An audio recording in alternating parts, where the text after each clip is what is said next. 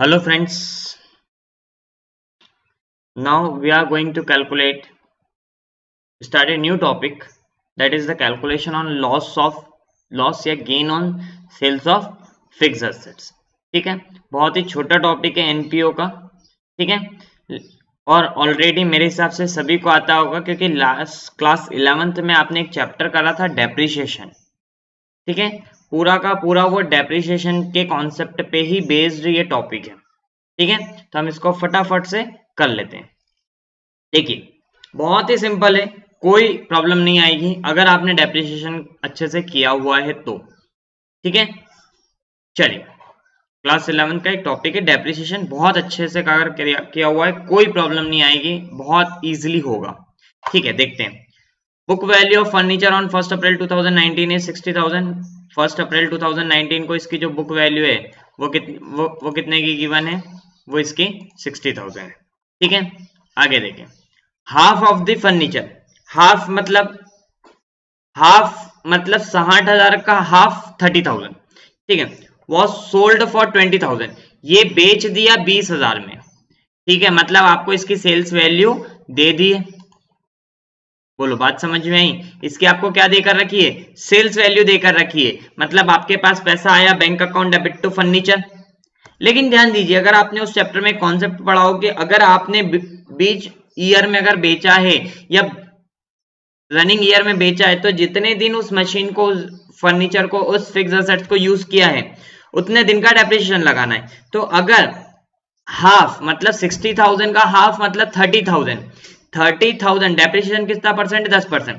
तो 30,000 का 10% कितना हो जाएगा, 3,000 पूरे साल का. लेकिन यूज कितने दिन किया है, 6 महीने. तो 6 महीने मतलब 3,000 पूरे साल का, तो 1,500 रुपए हाफ का डेप्रिसिएशन 1,500 रुपए.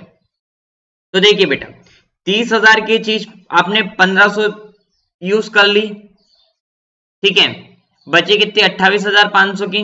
28,500 की चीज को आपने कितने में बेच दिया, 20,000 में बेच दिया. तो आपको लॉस कितने का हो गया, आपको लॉस सिंपल सी बात है 8,500 का हो गया. बोलो, बात समझ में आ रही है. लॉस कितने का हो गया, 8,500 का हो गया.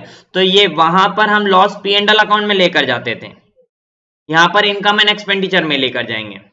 आधी बात समझ में. इनकम एंड एक्सपेंडिचर अकाउंट मैंने समझाया है कि difference between income and expenditure account और पी एंड एल अकाउंट. ठीक है, इनकम एंड एक्सपेंडिचर और पी एंड एल में क्या डिफरेंस होता है ये मैंने एक प्रीवियस वीडियो में समझा चुका हूं. ठीक है, चेक कर लीजिए अगर प्रॉब्लम हो तो. अब देखिए बेटा, अब आपने 30,000 का फर्नीचर तो बेच दिया 20,000 में, उस पर डेप्रिसिएशन लगा दिया, उस पर लॉस निकाल लिया, सब कुछ कर लिया. अब बचा कितने का है, 30,000 का बचा है. तो 30,000 का बचा है तो 30,000 पे तो अब पूरे साल आपने यूज किया, तो 30,000 अगर आपने पूरे साल यूज किया है तो डेप्रिसिएशन 10% कितना हो जाएगा, 10% डेप्रिसिएशन कितना हो जाएगा, 3,000 रुपए का.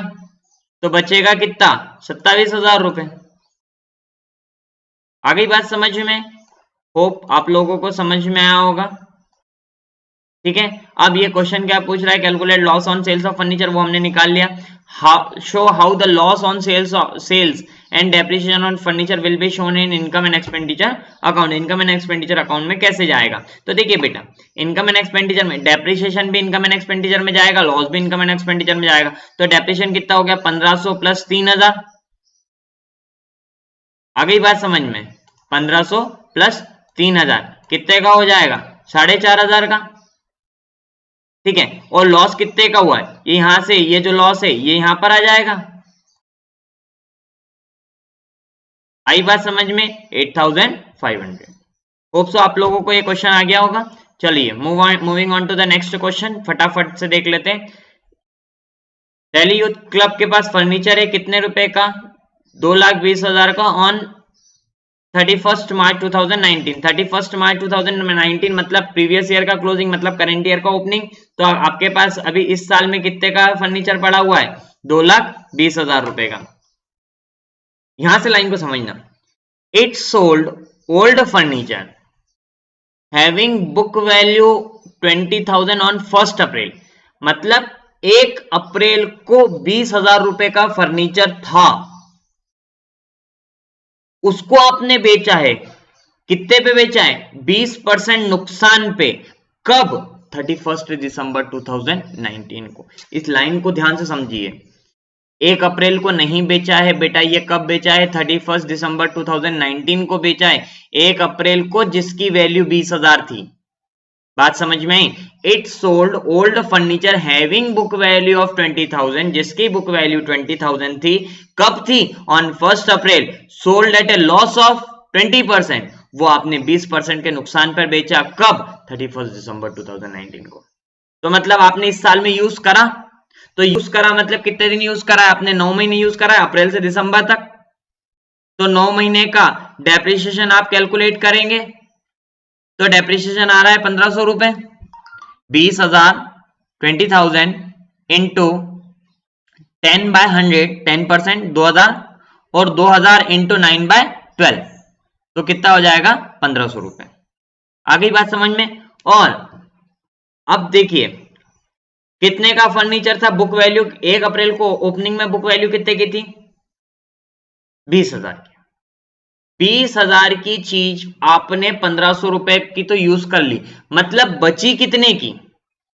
बची कितने की? 8,500 की, सॉरी 18,500 की। समझ में आ रही बात? 18,500 की आपके पास अभी भी फर्नीचर बचे हुए हैं।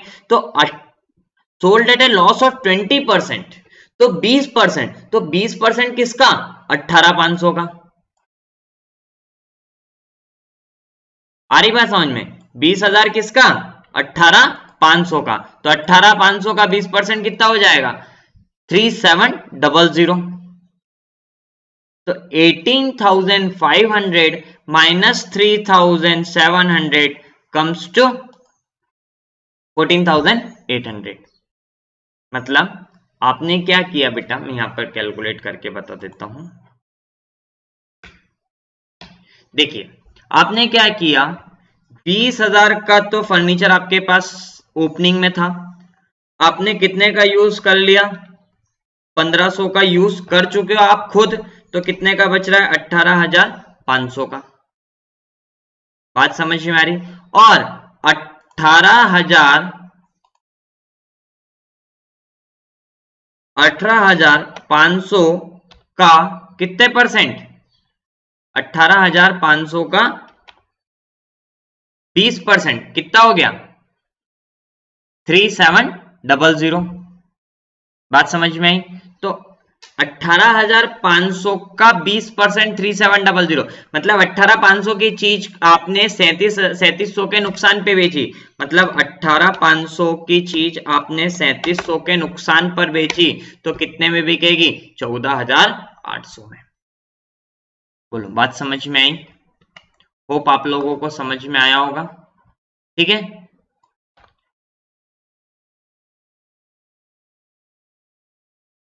चलिए ये हो गया। अब और क्या इंफॉर्मेशन दे रहा है?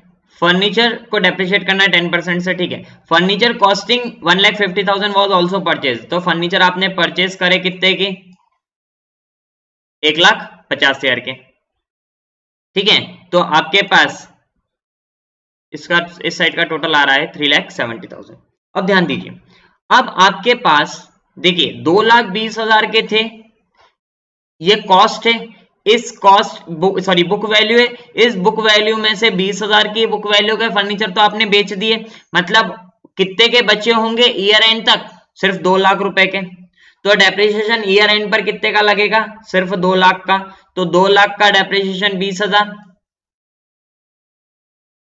और ये वाले जो 1.5 लाख रुपए के फर्नीचर बाद में खरीदे, कब खरीदे? 1 अक्टूबर को। तो अगर 1 अक्टूबर को खरीदे हैं तो साल भर का डेप्रिसिएशन लगेगा या 6 मंथ का? 6 मंथ का। तो 6 मंथ का 10% कितना हो जाएगा? 7,500, क्योंकि बेटा 1.5 लाख का 10% कितना हो गया? 15,000, और 6 महीने का कितना हो जाएगा? उसका आधा, 15 का आधा हो जाएगा 7,500, तो 7,500। तो डेप्रिसिएशन आपका कितना हो जाएगा? 27,500 का। तो आपका जो बैलेंस बचेगा बैलेंसिंग फिगर के तौर पर, वो कितना बच रहा है? आपका बच रहा है 3,22,500 का।